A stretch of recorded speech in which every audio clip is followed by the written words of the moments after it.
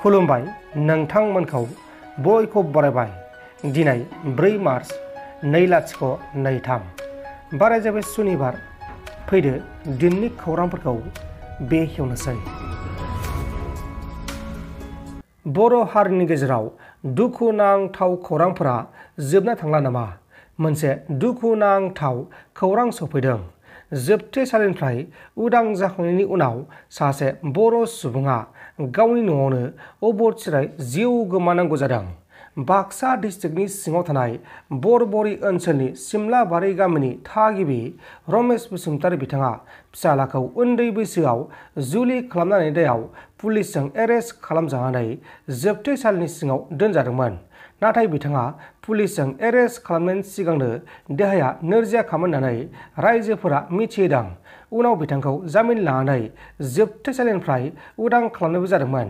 नाथाय जोबथेसालिनिफ्राय उदां जानायनि उनाव गावनि न'आवनो अबथिरायै रुंसारि जालांबाय। लोगोसे बिथांनि रुंसारि जानायखौ लानानै न'खरजों लोगोसे रायजो राजाफोरा गोथौयै दुखुखौ फोरमायदों। मानोना बिथाङा देहाया नोरजियाखामोन आरो बिथांखौ जोबथेसालियाव दोननाय जादोंमोन। गुवाहाटी नोगोरमानि गुबुन गुबुन जायगाफोराव सोरखौबा पिस्तल देखायनानै रां लुथिनाय, सोरखौबा गावथारनानै रां लाना खारनाय, सोरखौबा फ्रिजआव सोना दोननाय बायदि बायदि जाथायफोरा जाबाय थानाय समावनो गुवाहाटी नोगोरमायाव लांखारनाय केसआव लोब्बा थानाय गासै 6 सुबुंखौ पुलिसआ एरेस्ट खालामदों। बिसोर 6 सुबुङा गुवाहाटी नोगोरमानि सिङाव थानाय आइएसबिटिनिफ्राय इनसान आली मुंनि सासे सुबुंखौ किडनेप खालामखुमादोंमोन आरो इनसान आलीनि बिदाया पुलिसनो केस होनायाव पुलिसआ जाथायखौ नायबिजिरनानै बिसोरखौ सन्देह खालामनानै एरेस्ट खालामनाय जादोंमोन। नाथाय गुबै सिखावआ बिसोरनोमोन।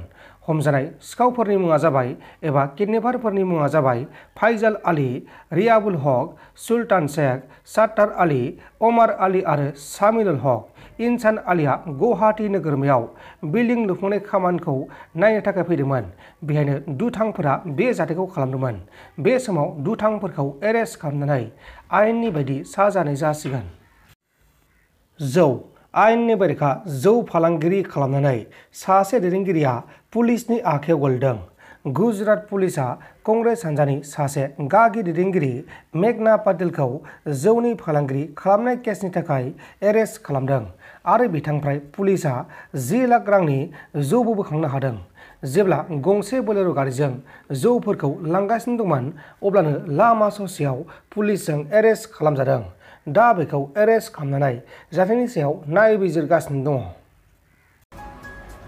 नोंथांमोन दासिमनि माखासे खौरांफोरा बेखिनिल'मोन।